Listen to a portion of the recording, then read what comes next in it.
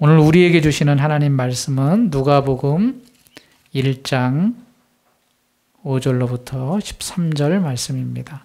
유대왕 헤롯 때에 아비야 반열에 제사장 한 사람이 있었으니 이름은 사가랴요 그의 아내는 아론의 자손이니 이름은 엘리사벳이라. 이 두 사람이 하나님 앞에 의인이니 주의 모든 계명과 규례대로 흠이 없이 행하더라. 엘리사벳이 잉태를 못하므로 그들에게 자식이 없고 두 사람의 나이가 많더라. 마침 사가랴가 그 반열의 차례대로 하나님 앞에서 제사장의 직무를 행할세 제사장의 전례를 따라 제비를 뽑아 주의 성전에 들어가 분향하고 모든 백성은 그 분향하는 시간에 밖에서 기도하더니 주의 사자가 그에게 나타나 향단 우편에 선지라. 사가랴가 보고 놀라며 무서워하니 천사가 그에게 이르되 사가랴여 무서워하지 말라. 너의 간구함이 들린지라. 내 아내 엘리사벳이 내게 아들을 낳아주리니 그 이름을 요한이라 하라. 아멘. 우리 성도님 한 주간 동안 잘 지내셨죠? 예, 오늘 아침에 교회 오는데 또 갑자기 날씨가 어제 비가 와서 그런지 쌀쌀하더라고요. 벌써 4월 30일입니다. 참 2023년까지 살아갈 수 있다는 게 2000년대만 해도 2023년 하면 아주 먼 얘기 같았는데 오늘 또 2023년이 왔고 곧 2030년도 오지 않겠습니까? 이처럼 시간이 화살과 같이 빨리 지나갑니다. 성경에 전도서가 있죠. 그 전도자가 그 7장 말씀에 이렇게 말씀하고 있습니다. 잔치집에 가는 것보다 초상집에 가는 게 낫다. 그런 말씀을 하십니다. 왜 초상집에 가는 게 나은가? 여러분 생각해 보십시오. 문상하러 갈 때가 마음이 기쁩니까? 아니면 결혼식이나 이렇게 환갑이나 칠순잔치에 가는 게 마음이 기쁩니까? 당연히 잔치자리에 가는 게 마음이 기쁘고 설레지요. 오늘은 가서 어떤 음식을 맛있게 먹을까? 또 그동안 보지 못했던 사람들 만나면서 무슨 이야기를 할까? 아무래도 초상집 문상 가는 것은 그 슬픔을 당한 사람을 위로해야 되고 또 어떻게 위로할지 마음이 참 무거운데 이 잔치집에 가는 게 훨씬 더 마음이 편하고 즐겁습니다. 그런데 전도자는 초상집에 가는 것이 더 낫다. 그렇게 말씀을 합니다. 왜 그런가? 그 이유에 대해서 초상집에 가서 앞으로 너의 삶이 이렇게 끝난다라는 것을 깨닫게 되기 때문에 초상집에 가는 게 낫다고 말씀을 하십니다. 그러면서 또 전도자가 슬픔이 웃음보다 낫다. 그렇게 말씀합니다. 슬픔이 웃음보다 낫다. 왜 슬픔이 나은가? 슬픔은 고난이고 고통이 올 때 우리에게 오는 것인데 오히려 웃고 즐기는 것이 낫지. 왜 슬픔이 나은가? 그것도 다 이유가 있다는 겁니다. 슬픔을 맞이하게 되면 고난과 고통이 올 때 내게 왜 이런 고난이 왔을까 생각하게 되고 그 고난을 찾아서 거슬러 올라가면서 자기 자신을 발견하게 되고 더 나아가서 그곳에서 하나님을 만나게 되고 인생을 깨닫게 된다고 말씀을 하십니다. 한 번 살아가는 인생. 여러분 우리의 삶은 연습이 없습니다. 곧 하루하루가 실제입니다. 그리고 또 하나 다시 돌아올 수 없습니다. 어떤 종교는 우리가 죽으면 다시 태어난다고 하는데 우리 기독교의 역사와 기독교의 진리는 시작된 인생은 끝나는 것으로 끝납니다. 이 한 번 사는 인생을 어떻게 살 것인가? 바라기는 우리 모두가 성경의 진리를 깨닫고 그 진리 안에서 참된 자유를 맛보며 복된 인생을 살아가는 우리 성도님들이 다 되시길 바랍니다. 여러분 자신들은 다 귀한 존재들입니다. 한번 따라서 해볼까요? 나는 참 귀한 존재입니다. 나는 특별한 사람입니다. 왜 특별하다고 할까요? 한 가지 이유는 나와 비슷한 사람은 있어도 나라는 사람은 유일무이합니다. 그렇죠. 여기 서 있는 저도 다른 비슷한 사람은 있습니다. 누구를 닮았다. 누구랑 성격이 비슷하다. 참 그 사람 보면 누가 떠오른다. 그러지만 이 김용배라는 사람은 이 땅에 딱 한 사람밖에 없습니다. 그렇기 때문에 특별한 존재요. 귀한 존재입니다. 우리 성도님들도 다 마찬가지일 겁니다. 이 땅에 나란 존재는 나 한 사람밖에 없습니다. 오늘 본문에 등장하는 이 사람도 아주 특별한 사람입니다. 어찌 보면 더 특별하다고 할 수 있고 또 이 소개된 사람이 낳은 그 사람은 더 특별한 사람입니다. 오늘 본문에 사가랴가 나오죠. 사가랴는 세례 요한의 아버지였습니다. 우리가 아는 것처럼 예수님이 오시기 전에 그 길을 예비한 사람이 있었습니다. 그 사람이 세례 요한입니다. 요단강가에서 세례를 주면서 회개해라. 천국이 가까이 왔다. 그 회개를 선포하면서 아주 높은 지위 고하를 막론하고 모든 백성과 지도자들에게 하나님 앞으로 돌아올 것을 회개했던 사람이 바로 세례 요한입니다. 이 세례 요한의 사역은 우리가 잘 아는 공관복음과 또 요한복음, 마태, 마가, 누가, 요한복음에 다 기록이 되어 있습니다. 마태복음 3장, 마가복음 1장, 요한복음 1장에는 이 빛에 대해서 증거하러 왔다. 그렇게 세례 요한을 소개합니다. 근데 오늘 우리가 누가복음을 봤지요. 누가복음은 세례 요한의 사역과 더불어서 아주 특별한 일을 기록하고 있는데 그게 바로 그의 부모가 누구이며 이 세례 요한이 어떤 과정을 통하여서 이 땅에 오게 되었는가를 설명하고 있습니다. 오늘 우리가 그 1장 그 본문을 보고 있는 겁니다. 세례 요한의 부모님, 아버지는 사가랴고 어머니는 엘리사벳이다. 그렇게 말씀하고 있습니다. 이들은 레위 지파에 속해 있었다라고도 말씀을 합니다. 여러분, 이스라엘 민족이 크게 보면 하나의 민족이지만 세부적으로 보면 12지파로 나눠져 있습니다. 12지파. 그런데 그 지파가 언제 시작되었는가? 아브라함과 이삭과 그 아들 야곱. 야곱이 이제 아들들을 많이 낳았는데 그 아들들의 이름을 따라서 지파가 형성이 되었습니다. 하나님은 이들 지파 가운데 특별히 레위, 세 번째 아들인 레위를 택하여서 그들이 성막, 즉 하나님의 성전에서 수종드는 자로 이제 선택을 하셨습니다. 이 사가랴와 엘리사벳이 레위 지파에 소속된 그러니까 후손이라는 뜻입니다. 그래서 레위 지파 가문에 이 사가랴와 엘리사벳이 만나서 부부가 된 것입니다. 사가랴는 제사장이었다라고 말합니다. 제사장은 레위 지파 가운데서도 아론의 아들들만 담당할 수 있는 아주 특별한 임무를 가진 그러한 직책을 가진 사람들이었습니다. 그러니까 사가랴는 제사장이었고 또 엘리사벳은 아론의 아들들의 그런 후손으로 태어났으니 가문으로 보면 아주 하나님께서 특별하고도 특별하게 선택받은 사람들이라고 생각할 수가 있는 거지요. 6절 말씀을 같이 한번 읽겠습니다. 6절 시작. 이 두 사람이 하나님 앞에 의인이니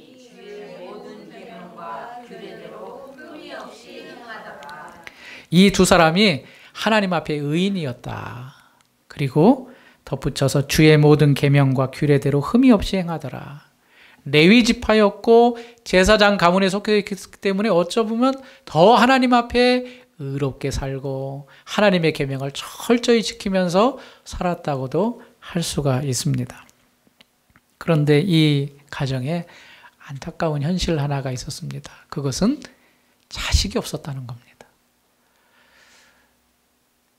한 남자와 한 여자가 만나서 부부를 이뤘으면 자연적으로 시간이 지나면 자녀가 생기고 출산을 해야 되는데 이 사가랴와 엘리사벳 가정에 자녀가 없었습니다.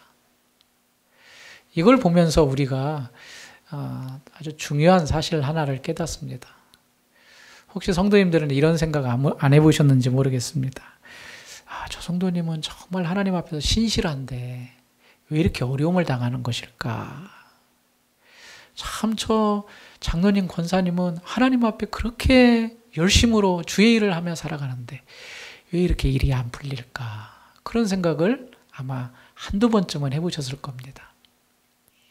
여기 이 두 부가 하나님 앞에 어떤 존재라 그랬죠? 의인이다. 그리고 모든 계명과 규례대로 흠이 없는 자다. 하나님, 하나님의 뜻대로 살아가면 이 땅에서 복을 주셔야 될 거 아닙니까? 부부가 결혼했으면 자녀도 주셔야 될 것 아닙니까? 하는 일마다 다 잘 돼야 될 것 아닙니까?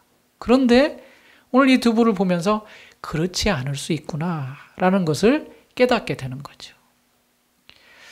좀 일이 안 되는 그런 믿음의 사람들을 보면 저분이 우리 모르는 뭔 잘못을 하고 있는가라는 생각까지도 하게 됩니다. 그런데 6절 말씀을 통하여서 그게 아니다.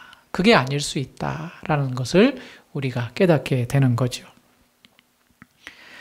하나님 앞에서 경건한 삶을 살고 있는, 또 그렇게 살아도 다 하나님의 은혜와 또 복이 우리가 생각하는 것처럼 이루어지지 않을 수 있다는 사실을 일단은 알게 된다는 것입니다. 여러분, 성경에 보면 부득 이렇게 자녀가 없음에 대해서 고통받고 있는 이야기가 많이 나옵니다. 믿음의 조상 아브라함, 그 가정도 사실 그 종을 통하여서 아들은 얻었지만 본처에 있어서는 자녀를 얻지 못해서 기도하고 기다렸습니다. 그리고 그 아들 이삭도 결혼을 했는데 20년 만에 자녀를 낳았습니다.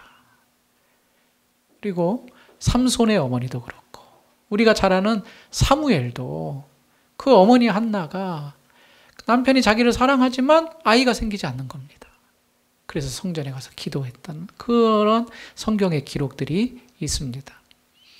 아까 12지파 얘기했지만 야곱의 아내가 이제 총 4명이었죠. 4명인 그 4여인을 통하여서 이제 자녀들을 출산하는데 가장 사랑했던 여인이 라헬이었습니다. 그런데 언니나 나머지 2 요종은 아이들을 잘 낳는데 야곱이 가장 사랑한 이 라헬에서는 아이가 출산이 안 되는 겁니다. 임신이 안 되는 겁니다. 그러니까 이 여인으로서 얼마나 속이 상하고 또 아기가 나와서 커져가는 그러한 현상들을 보면서, 상황들을 보면서 얼마나 마음이 불편했습니까? 그러니까 라헬이 야곱에게 이렇게 말합니다. 자식이 없음을 두고 내 자신이 죽겠다 라고 아주 엄청난 선언을 합니다. 내가 죽어버리겠다. 내게 자식을 낳게 하라. 그렇지 않으면 내가 죽겠노라. 이 말을 했을 때에 야곱이 그 라헬의 말을 듣고 창세기 30장 2절에 이렇게 답을 합니다. 야곱이 라헬에게 성을 내어 이르되 그대를 임신하지 못하게 하시는 이는 하나님이시니 내가 하나님을 대신하겠느냐. 그러니까 생명이 누구로부터 온다는 이야기죠? 하나님이 주시는 건데, 단순히 남자와 여자가 하룻밤을 지난다고 해서 아이가 생기는 게 아니라 이 생명을 주시는 것은 하나님이신데 왜 이렇게 나한테 아이를 출산하게 해달라, 아이를 생기게 해달라 그러느냐. 그러면서 야곱이 성을 냈다라는 표현을 하고 있습니다. 아이가 생기고 아이가 출생하는 것, 우리가 평범하게 보이고 자연스러우게 보이는 것 같지만 하나님의 선물입니다. 하나님이 하시는 것입니다. 분명히 이 사가랴와 엘리사벳도 하나님의 뜻이 있었고 하나님의 계획이 있었다는 것을 우리가 알게 되는 거죠. 성경은 이 엘리사벳과 사가랴가 나이가 많았다, 그렇게 말씀하고 있습니다. 오늘 7절 말씀입니다. 같이 읽겠습니다. 시작. 그들에게 자식이 없고 2 사람이 나이가, 성경에 이 나이가 많더라 이 표현을 하는 것은 이제 물리적으로, 그러니까 몸의 기능이, 출산할 수 있는 기능은 다 없어졌다라고 표현을 한 거죠. 그러니까 사람으로서 할 수 있는 일은 없는 겁니다. 마치 아브라함과 사라가 육신의 나이가 다 되고 경수가 끊어지고 여자로서의 이제 잉태의 확률이 없었던 것처럼 이 엘리사벳에서도 나이가 많아서 그 상황에 이르게 된 것을 말씀을 하고 있습니다. 그런데 이들 부부에게 너무나 충격적인 일, 어찌 보면 반가운 소식이 들립니다. 네 아내가 잉태를 할 거다. 마치 예수님이 마리아에게 나타나셔서 네가 아들을 낳을 거다, 그렇게 말씀하신 것처럼 이 사가랴에게 주의 천사가 나타나서 네 아내 엘리사벳이 잉태해서 아들을 낳을 거다, 그렇게 말씀을 하고 있으니 반갑기도 하지만 충격적이기도 하고 놀랍기도 하고 당황스럽기도 하고, 이미 자기들의 몸의 상태가 어떤지 다 아는데 어떻게 일어난 일이 있을 수 있을까? 아마 사가랴는 굉장히 복잡한 감정이었을 것입니다. 아까 레위 지파 얘기했죠. 레위 지파와 제사장에 대해서 한번 잠깐 살펴보겠습니다. 이 사가랴는 제사장이라 그랬습니다. 레위 지파가 있는데 그 레위 지파는 나머지 11지파와 다르게 땅을 받지 못했습니다. 이제 가나안 땅에 들어가면 각 지파별로 땅을 분배해 줬거든요. 여기는 누구 땅, 북쪽은 어느 땅, 다 제비를 뽑아서 분배를 했는데 레위 지파만은 땅이 없었습니다. 그럼 어디에 살았느냐? 각자의 지파에 흩어져 살았습니다. 48개의 성읍에 이 레위 지파가 다 흩어져서 일정 구역에서 살다가 이제 제사를 드릴 때마다 예루살렘에 올라와서 그곳에서 제사의 업무를 감당했던 지파가 레위 지파입니다. 특별히 레위 지파 가운데 제사장은 아론의 아들들이 감당을 했는데 그 아론의 아들들이 24개의 반차를 형성했습니다. 반열. 다윗 시대에 23개의 반열이라는 그룹이거든요. 그룹을 만들어가지고 그래서 한 그룹씩 성전에 올라가서 제사를 드리게 하는 겁니다. 각 반열은 24개니까 1년에 2번씩 하면 48개잖아요. 1년에 2차례씩 한 번 올라갈 때마다 한 주간씩 선전에서 자기의 임무를 제사장들이 감당을 했습니다. 그곳에서 이제 제사를 드리고 또 성전 안에 들어가면 성소와 지성소가 있는데 이제 성소에서 향을 피우고 또 떡을 물리고 등잔에 불을 켜고 이런 일들을 감당을 한 것입니다. 각 반열이 한 주간 동안 성전에서 봉사한 인원은 약 50명 정도였습니다. 한 주간에 한 50명의 제사장이 그곳에서 자기의 반열을 따라서 봉사를 했는데 독특한 것은 반열은 순서대로 들어갔습니다. 그러니까 1번, 2번, 3번, 4번, 24번까지. 반열은 오늘 이번 주에는 1번 반열이 들어가고 그 다음 주에는 2번이 들어가고 그런데 그 반열에 속한 제사장 중에 성전에서 봉사할 수 있는 제사장은 제비를 뽑아댔습니다. 그러니까 내가 1번 반열에 속했더라도 들어가서 순서대로 내가 성전에서 일을 할 수 있는 게 아니라 그곳에서 또 제비를 뽑혀야만이 자기가 들어갔다는 것입니다. 9절 말씀 한번 읽겠습니다. 9절 시작. 제사장의 전례를 따라 제비를 뽑아 주의 성전에 들어가 분향하고. 반열은 순서대로였지만 자기가 그 반열에 속했다고 무조건 성전에 들어가는 건 아니고 제비를 뽑아서 제비에 뽑혀야 자기가 들어가게 됐다는 겁니다. 그 당시에 제사장의 수가 한 2만여 명 된다고 했으니까 24반열로 나누면 한 반열당 한 10,000명, 한 8,000이나 9,000명 정도 됐겠죠. 그렇죠? 그런데 그 한 주에 8,000이나 9,000명 되는 그 사람 중에 이제 한 50명 정도를 뽑아야 되니까 제비를 뽑는 겁니다. 여러분 당첨되기가 쉽겠습니까? 어렵겠습니까? 어렵죠. 예, 어렵습니다. 한 10,000명 가까이 되는 가운데 50명이 뽑혀야 되는 거니까 그렇죠. 어려운 겁니다. 그런데 이 사가랴가 거기에 뽑힌 겁니다. 제비에 자기가 뽑혀가지고 한 주간 동안 성전에서 봉사하게 된 거죠. 분향은 한 개인이 담당하는 일입니다. 한 개인이 담당하는 일인데 하루에 2번씩 분향이 이루어졌습니다. 아침과 저녁에 분향이 이루어졌습니다. 여러분 생각해 보십시오. 내가 1년에 2번 반차를 따라 올라갑니다. 반열을 따라. 그런데 거기서 이제 기다렸다가 뽑혀야 성전에 들어가는 겁니다. 보통 이제 그 레위 지파는 25세부터 50세까지 이제 봉사를 하게 되는데 연령에 따라 구약 성경에 보니까 지금 사가랴는 나이가 지금 몇 세쯤 됐을까요? 나이가 많다 그랬습니다. 보통 여자분들도 아이를 낳을 수 있는 인원을 가임기를 45세 전 50세 이상이면 못 낳잖아요. 그렇죠? 거기 여자의 기능이 다 상실되니까. 그러니까 사가랴도 적어도 50세 정도 된 나이. 뭐 지금은 이 나이가 젊은 나이지만 그 당시에는 50세 정도 됐으면 상당히 많은 나이로 인식을 했을 겁니다. 그러니까 이제 사가랴가 반열에 따라서 올라가서 제비에 뽑혔으니 이것이 자기의 마지막 제사장의 임무였을 수 있다는 겁니다.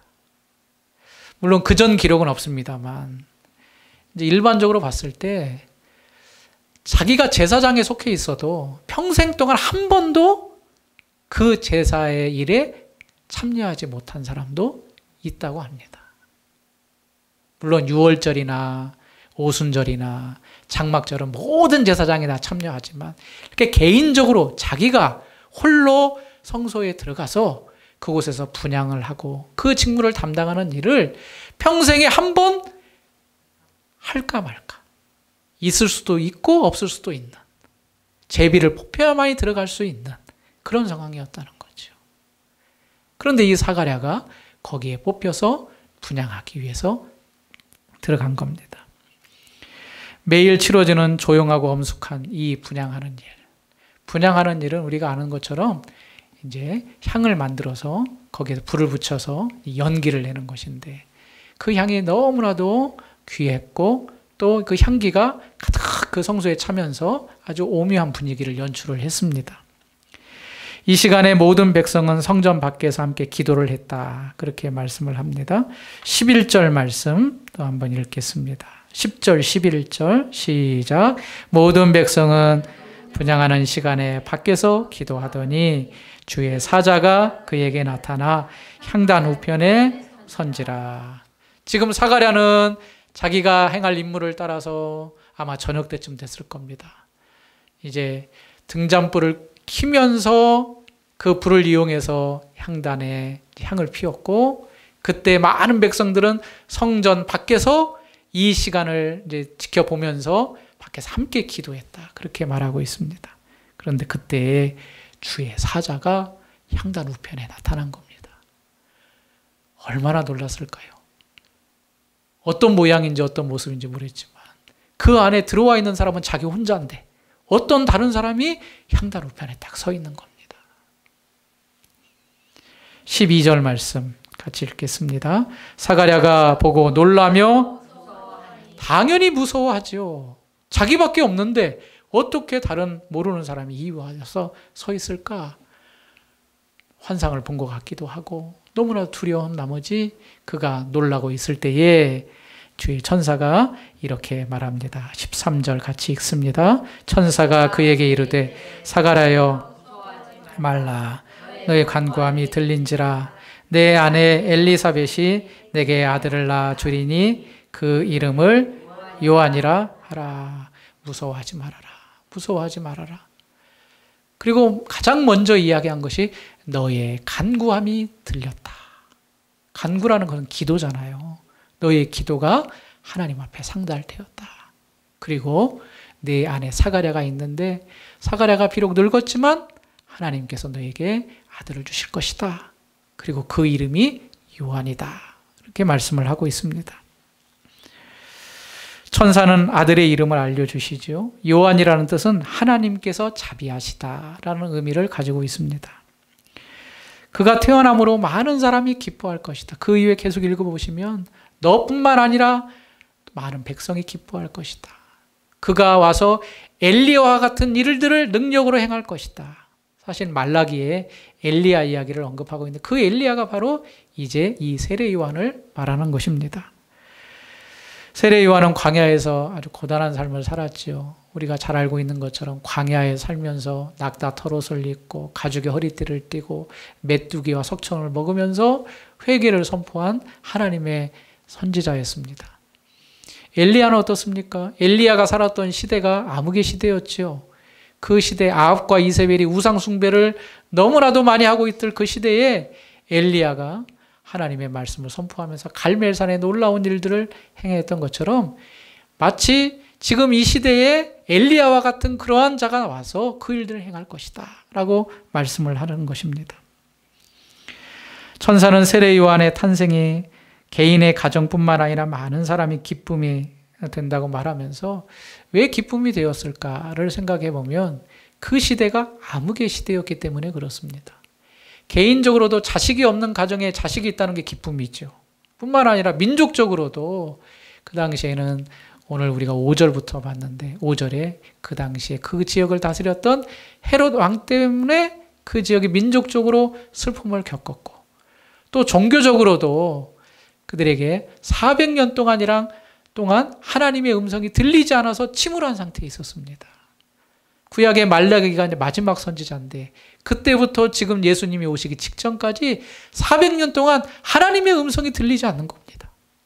정치적으로는 헤롯 대왕이라는 진짜 유대 민족이 아닌 에돔 족속의 후손이 왕이 되었고, 그래서 로마의 사주를 받아서 우리와 정서한 다른 그런 헤롯 대왕이 그 나라를 다스렸고, 또 종교적으로는 하나님의 음성이 들리지 않고 제사는 드리긴 드렸는데 진심으로 하나님 앞에 드려지는 제사가 아니었던 것을 그 시대가 말하고 있다는 거죠.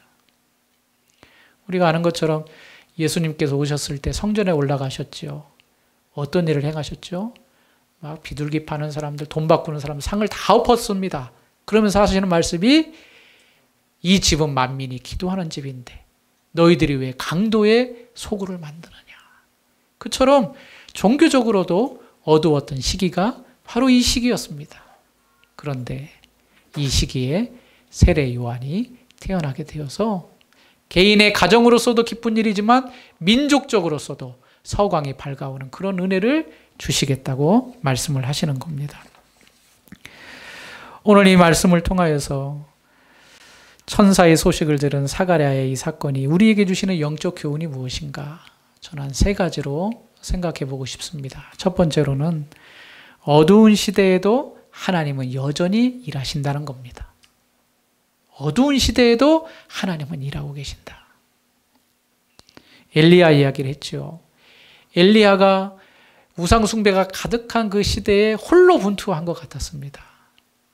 물론 갈멜산에서 850명의 선지자들, 이방신의 선지자들을 죽였지만, 그러나 그가 이세벨이 내가 너를 가만히 두지 않겠다, 그 말을 듣고 어디로 가죠? 광야로 들어갑니다. 그리고 로뎀나무 아래서 하나님, 나 이제 죽고 싶습니다. 이렇게 힘든 상황, 나 이제 더 이상 버티기 힘듭니다. 그랬을 때에 하나님께서 이 엘리야에게 너 말고 숨겨둔 자가 있다. 무려 7,000명이나 있다. 그렇게 말씀하셨습니다. 여러분, 어두운 시대일수록 하나님의 사람이 안 보이는 건 사실이지만 그렇다고 하나님이 일하시지 않는 건 아닙니다. 하나님이 일하십니다. 우리가 생각할 때에 뭐 큰 교회들이 무너지고 저 위대한 목사님들이 또 소천하고 없는 것으로 인하여 마음이 아픈데 사실은 그것 때문에 안타깝긴 하지요.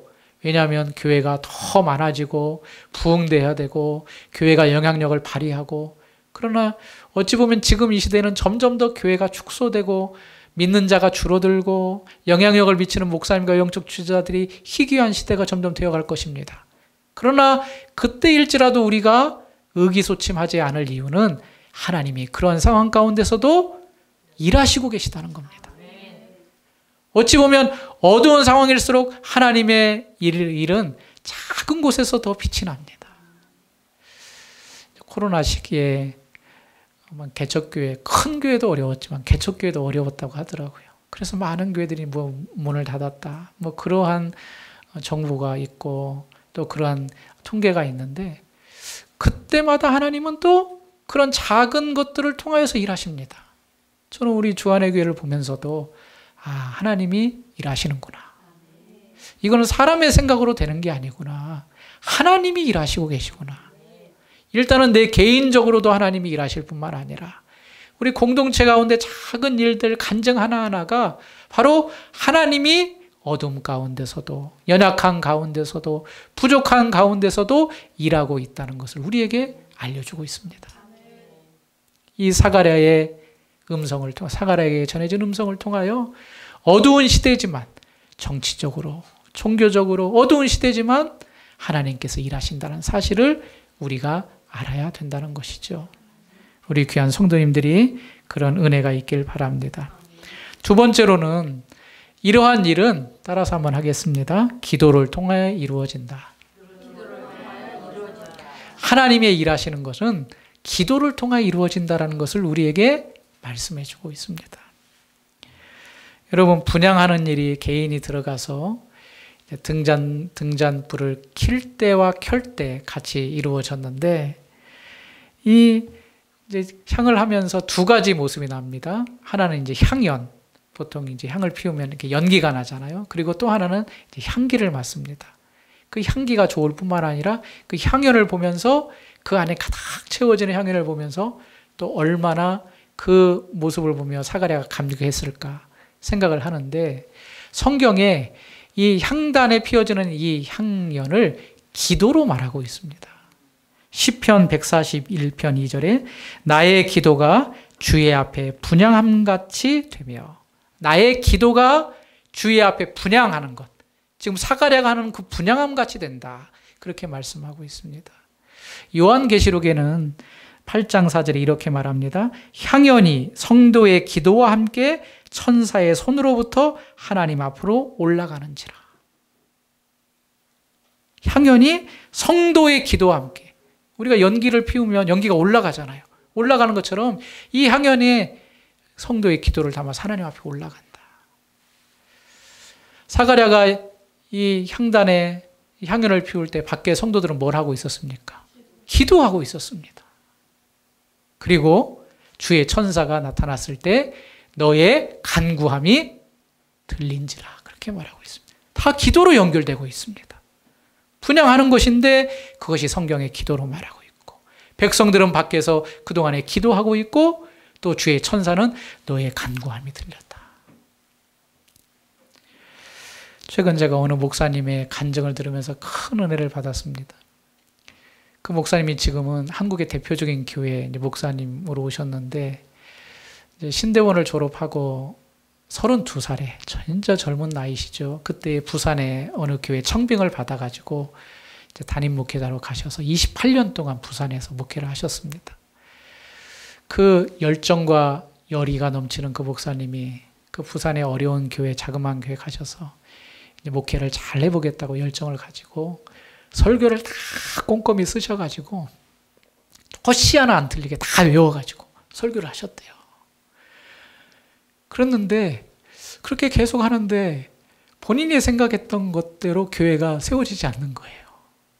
그러면서 때로는 절망하고 낭망하고, 하나님, 제가 이렇게 열심히 설교하고 열심히 이렇게 목양하고 그러는데 왜 교회가 이렇습니까? 그 절망하고 있는데 새벽에 기도 가운데 하나님이 큰 은혜를 주셨대요. 그러면서 하나님이 이런 말씀하시더래요. 네가 열심히 하니까 나는 가만히 있었다.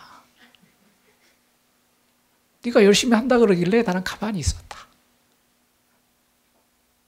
그때 그 하나님의 음성을 듣고 깨달았대요. 아, 그렇구나. 물론 내가 열심히 하지 말자는 얘기는 아닌데 모든 것을 최종적으로는 하나님께 맡겨야 되는구나. 하나님께 맡겨야 되는구나. 하나님께 맡기는 게 뭡니까? 기도지요. 기도.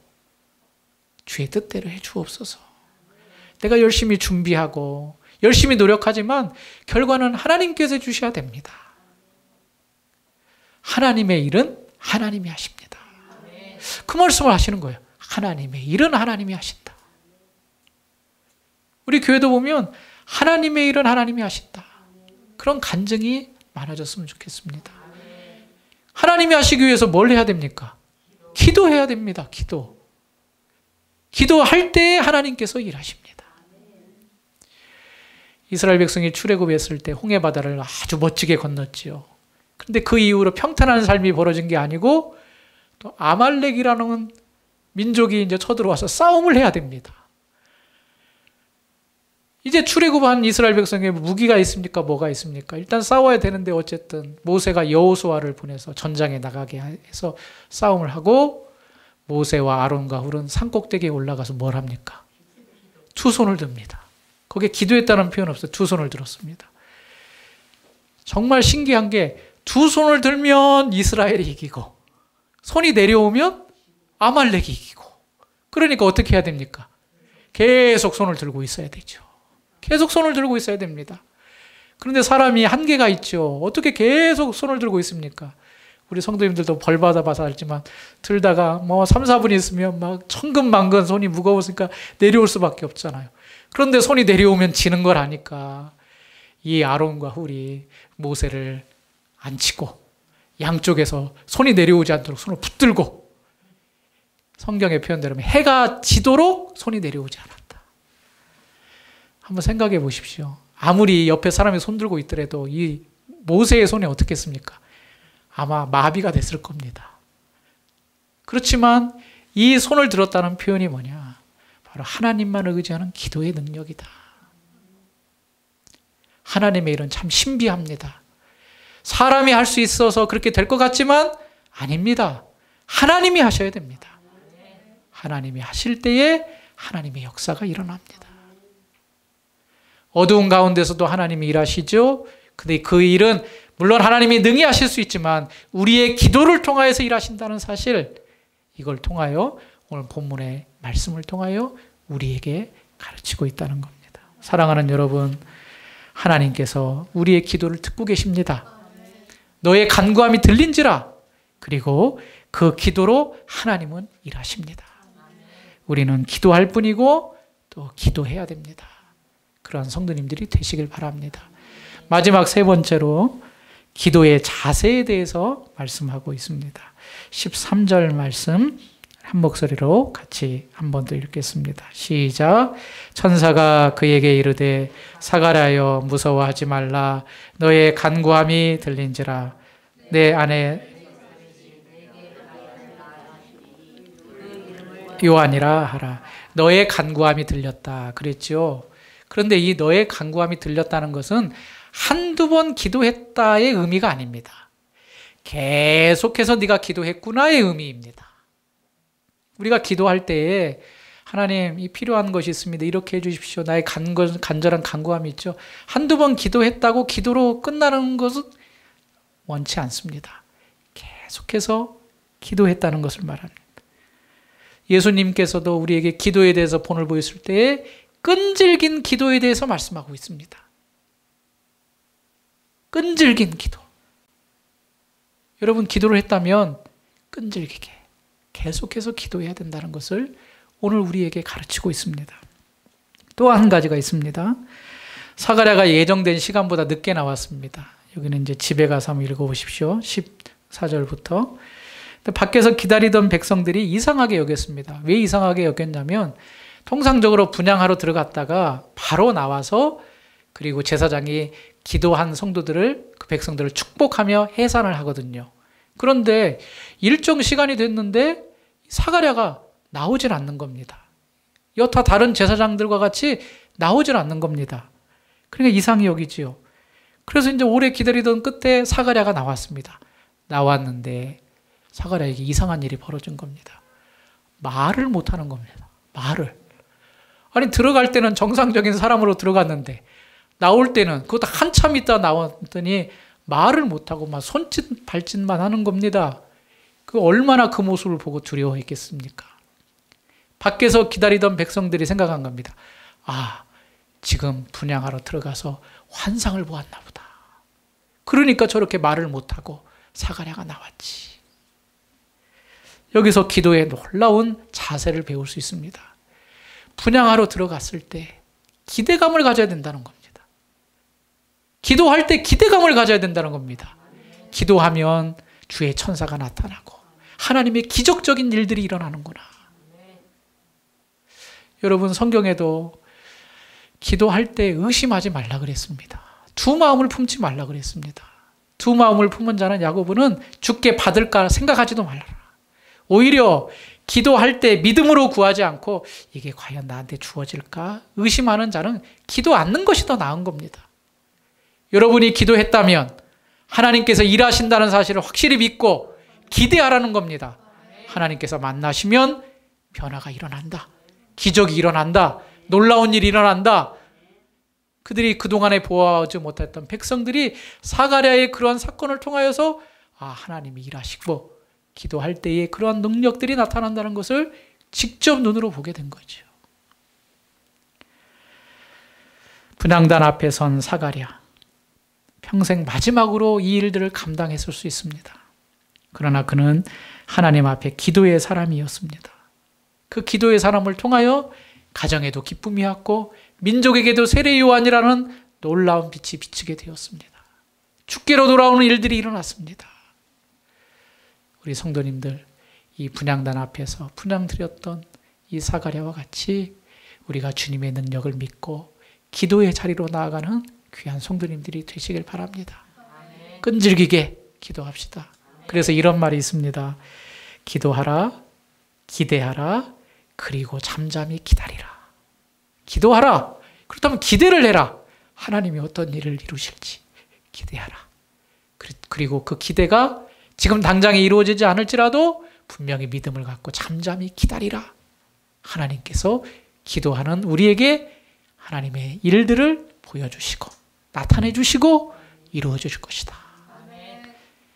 우리가 사가랴의 모습을 보면서 이 한 주간 더 열심히 기도하며 하나님의 도움을 구하며 하나님의 능력 가운데 살아가는 귀한 성도님들이 되시길 주님의 이름으로 축원합니다.